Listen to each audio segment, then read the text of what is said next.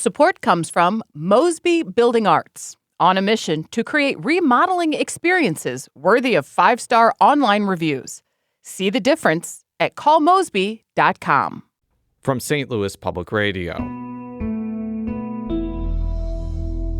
This is the Politically Speaking Hour on St. Louis on the Air. I'm Jason Rosenbaum. Missouri legislators were off this week for their annual spring break, and that comes after an eventful first half of the session. The House passed a number of high-profile bills, including a proposal that Governor Mike Kehoe supports to, with voter approval, phase out Missouri's income tax and allow legislators to expand Missouri's sales tax. The sponsor of that ballot measure, GOP House Speaker John Patterson, conceded last week that the proposal is a massive undertaking. When you try to do something really transformative, it's not easy. There are so many opposing forces, and just the inertia factor alone, it's just much easier to say, let's just do what we've been doing and hope for different results. And I just don't see it that way. I think the governor doesn't see it that way, and I think our membership on our side doesn't see it that way. And so I think this takes a bold step and takes it to the voters and says, do you want to look at doing this another way? Democrats, though, contend that the income tax plan could saddle the state's residents with higher costs on an array of services. And Democratic State Senator Maggie Nurenburn says the plan is an especially bad idea when the state budget picture is grim. Missouri's facing cuts to our safety net services, to child care, to disability services, domestic violence shelters, mental health and treatment programs, and public education. When the Senate returns from spring break, I hope it returns with a sense of purpose to address the very real budget issues that we are facing ahead. So how will the second half of the Missouri General Assembly session shake out? Joining us now to preview what's to come in Jefferson City is Republican State Representative George Hruza, who represents a portion of St. Louis County in the Missouri House. Representative Hruza, welcome. Thank you. And we also have Democratic State Senator Tracy McCreery, who represents a number of municipalities in St. Louis County in the Missouri Senate. Senator, welcome to the Politically Speaking Hour on St. Louis on the Air. Thanks for having us. Representative Hruza, the House ended up passing the income tax phase-out plan that Governor Kehoe championed in his State of the State speech before spring break. This is a major change to how the state brings in revenue. Why do you think it was able to pass in the first half of the session? Well, it is a priority for the governor. It is a priority for the Republican caucus, GOP caucus. And it's time for us to really allow Missouri to move ahead. Missouri's been falling behind over the last 45 years or so, 50, 60 years. One thing I looked at is how we compare to another state that has no income tax. That's Tennessee. So our population grew in the last 65 years by 50%. Tennessee's population has grown by 100%. It's doubled. Growth-wise, our GOP was 42% larger in 1965 than Tennessee's. Today, Tennessee's GDP is 26% larger than Missouri's GDP. So Missouri's been pedaling along. Tennessee's taken off. And the main difference between the two states is no state income tax. So to me, this is a recipe for growth, population growth, job growth, investment. Also, Dolly Parton. I mean, we don't have Dolly Parton, but we do have Dolly Parton Stampede in Branson. We have Branson, and so the states are very similar in that way. Senator McCreery, how do you think senators will react to this plan when it inevitably gets taken up when you get back to Jefferson City? Well, the Democrats in both the House and the Senate have made it very clear that we do not support any new taxes. And when you look at the proposal to eliminate the state's income tax, the only way to make that work for the state of Missouri is that the Republican proposal says that people would have to pay higher sales taxes on just about everything. So, Democrats do not want people to have to pay any more than necessary. And I think for the vast majority of Missouri families, the idea of eliminating the income tax might sound okay, but the reality is they're going to pay a lot more for things that they need to get by. And, right now, gas is $1 more per gallon here in the state of Missouri. Missouri families are paying higher prices on everything because of tariffs, inflation, and some corporate handouts that the legislature has passed recently. So, I don't think that Missourians should let politicians have unchecked power to raise sales taxes, and that's what that proposal would do. Representative Hruza mentioned the other states that don't have income taxes. And when I presented what you basically said to Governor Kehoe in January about, isn't this going to saddle people with more money, this is how he ended up responding. Well, I think widening the sales tax base to a more modern tax economy, as I mentioned, our current tax code was written in 1935. And if your listeners think about the things that they've purchased in the last few days or the last few minutes, most of those things probably weren't around in 1935. So moving away from the checkbook economy more to the economy that we're used to right now, I think is a good move. That was Governor Mike Kehoe speaking with St. Louis Public Radio after his State of the State speech in January. Senator, when this bill, it's not a bill, it's a proposed ballot initiative, comes to the floor, you're going to hear a lot from your Republican colleagues about how the tax system is antiquated and needs to be, quote, modernized. Well, what's going to be the Democratic response to that? Well, we don't disagree that the tax structure should be updated and modernized. But if we want to talk about Tennessee pays 4 times more than the state of Missouri on grocery taxes. I don't think any of your listeners want to pay a 4% tax on groceries, just a state tax. Also in Tennessee, their corporate tax is 2.5% higher than what we pay in Missouri. So you have to take a look at all of the taxes. And if we're trying to grow Missouri's economy, I don't think increasing sales taxes on all kinds of things makes any sense. But also talk to some of these business owners. They don't want to pay more in corporate tax or more in franchise tax. And that's where Tennessee has higher taxes than Missouri. Representative, if voters approve this plan, it would give legislators a lot of power to expand the sales tax on things that are not currently taxed right now, mainly services. Governor Kehoe mentioned like Amazon subscriptions and the like. And while Governor Kehoe and Speaker Patterson listed off things they would not want to be taxed, like things with medical and agriculture, when we had State Senator Ben Brown of Franklin County on the show, he pointed out that the legislature needs to be wary of giving too many exemptions to the expanded tax. If you open this up, you open Pandora's box and you're giving out all these exemptions, that's going to lead to a higher sales tax rate, and that's something that we have to be very mindful of.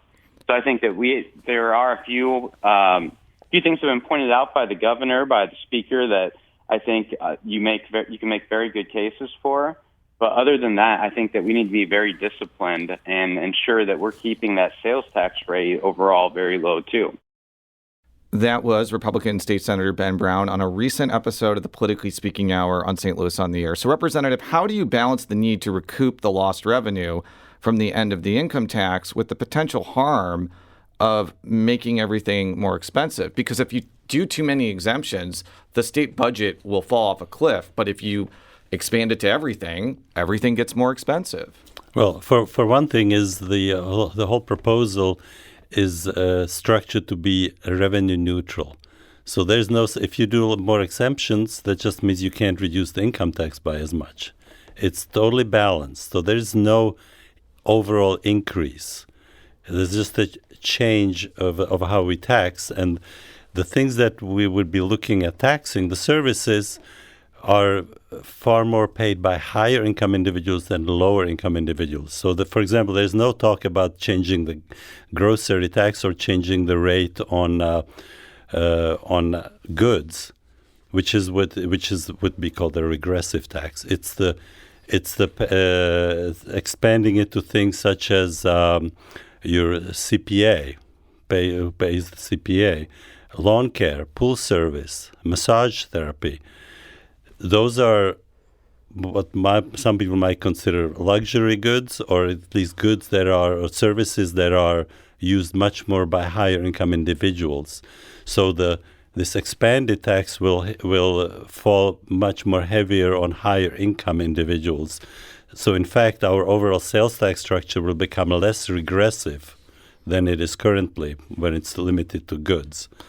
So I mentioned on the outset that this is going to have voter approval because the legislature does not have the ability right now to expand certain taxes without voter approval. And there's going to be a lot of well-organized opposition to this from people from all those groups you mentioned are not going to want to be taxed.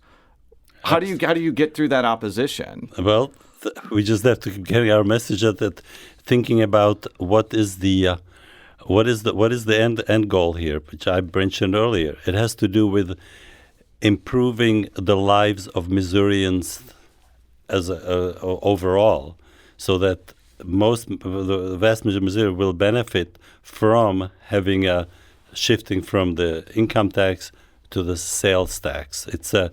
It's really, it kind of brings to mind Kennedy's quote, which was, "Don't ask what the country can do for you, but what you can do for your country." And what I'm hearing, all those special interest groups who are going to try to get exemptions, that's because they want to see what's in it for me. And I would hope people would look at it, what's in it for the state overall, for it to be sustainable going forward. Senator, I think even Republicans will acknowledge that they face a lot of tough headwinds going into the election season. When I saw the representative at Lincoln Days, he actually told me that St. Louis County could be really challenging for Republicans. So how does that kind of factor into the calculus about whether Democrats let this go on the ballot? It's a risky move because if this passes, this is going to have a massive impact on the state budget. But if Democrats are betting that it will fail because Democratic turnout's going to be high and Democratic voters may not like this, maybe put this on the ballot and have it be shot down. What are Democrats thinking right now? Well, this is too important of an issue to play political games with, quite honestly. You know, when you look at what's happening with the state of Missouri's budget, we are in a bad situation. Inflation's up. The revenues coming into the state are headed for a downturn. We've got a bunch of tax breaks for the wealthy taking effect. And, you know, the reality is Missourians care about their neighbors and those that are in their communities. And right now, this budget that we're working on that we have to the governor in early May has draconian cuts to things that are very, very important to Missourians. The governor's budget proposed a cut of $1 million for domestic violence shelter services. That is preposterous because even without that cut, more than 30,000 adults and children are turned away from domestic violence shelters.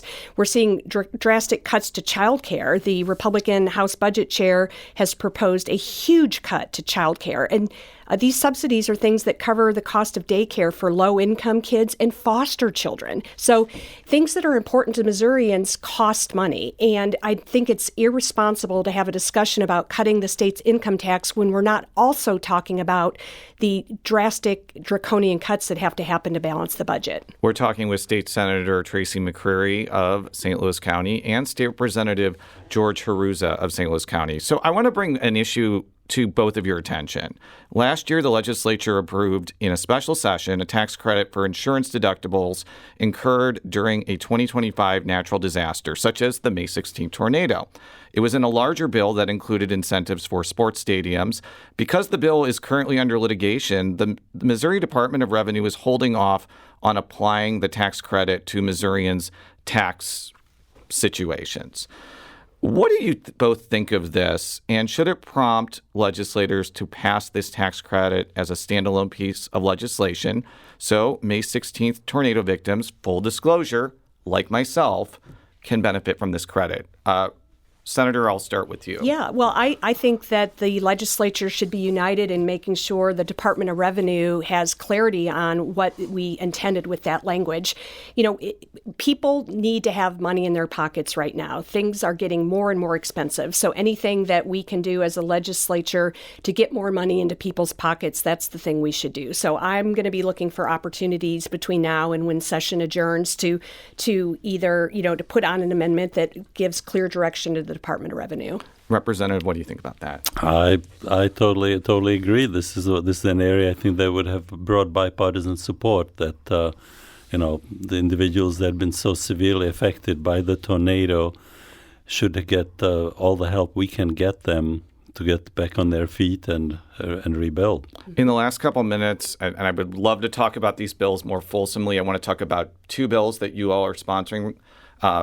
Senator McCreery, you want to repeal a bunch of sports stadium incentives. Why do you want to do that? And could it run into opposition from people that like funding sports stadiums?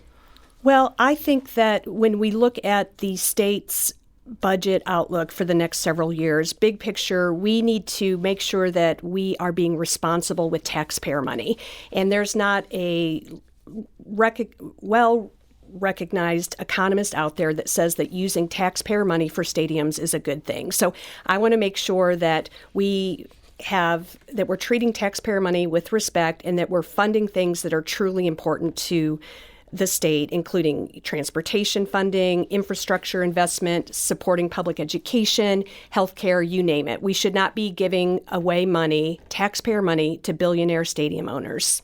Representative, you have sponsored legislation requiring schools to outline prohibited anti-Semitic actions in their codes of conduct, including penalties for harassment. Detractors of this legislation argue it's aimed to stifle any criticism of Israel. What do you make of that argument, and where do you think it's going to go in the Senate, given that this passed by a pretty large margin and included a lot of Democratic votes?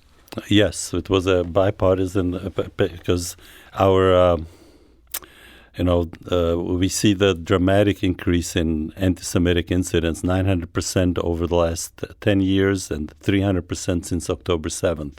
So there's bipartisan support and interest in keeping our Jewish students safe, being able to focus on their studies rather than being afraid of being accosted, harassed, intimidated. We had testimony was heartrending that we heard in our committee of students in our schools here in the St. Louis County that have been subject to that harassment. So the bill very specifically, in three ways, protects free speech, because that was the concern.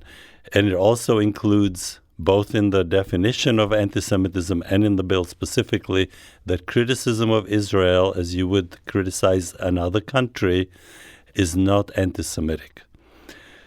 The other part is the bill very specifically and clearly, in several places, protects First Amendment right of free speech, and it even enumerates that ideological, religious, and political speech is explicitly protected by the bill.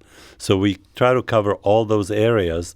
It is really when this becomes action, which leads to intimidation, harassment of the students. Bullying would be another term. So calling a Jewish students, you dirty Jew, you don't deserve to live. We got to kill all the Jews because they're killing all the Palestinians. That kind of stuff would be not permitted. But saying that I think Israel is committing genocide in Gaza, it would be just a political statement, basically. Correct. If you do that in the general way, if it's directed at the specific person and blaming the Jewish student for committing genocide in Gaza, that would be the problem. Just very quickly, we only have a minute or so left. Senator McCreery, how do you think Representative Hruza's bill will fare in the Senate? I think that bill will pass. I think there is agreement that we should do everything we can to make sure students feel safe and can focus on their studies. I think moving forward, we'll have some healthy debate on that in the Senate. But there is agreement that we want to keep all students safe and free from harassment and intimidation. And what do you think about getting rid of the sports stadium incentives? I have been thinking a little bit about that, and my one concern is that we've already put it into legislation, so it is part of the legislation. But I think if that kind of bill comes up, I would be seriously looking at it favorably.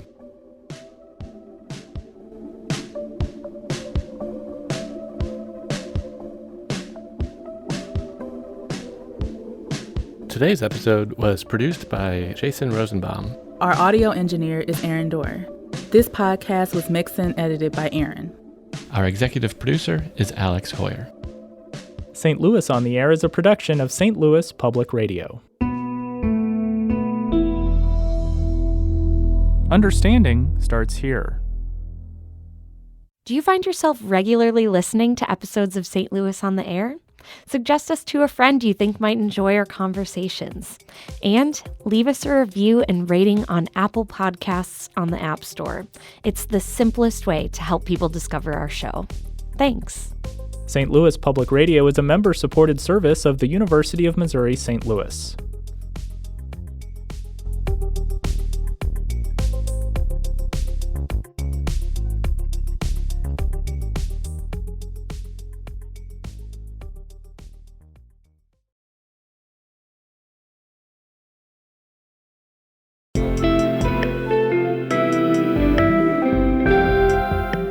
The Gateway brings you the day's news each weekday from around the St. Louis region and the state capitals in Jefferson City. Our schools are accredited. We don't need this bill. And Springfield. How many more years must pass before lawmakers see time is of the essence? I'm Abby Larico. Join me each weekday for The Gateway on the STLPR app or wherever you get podcasts.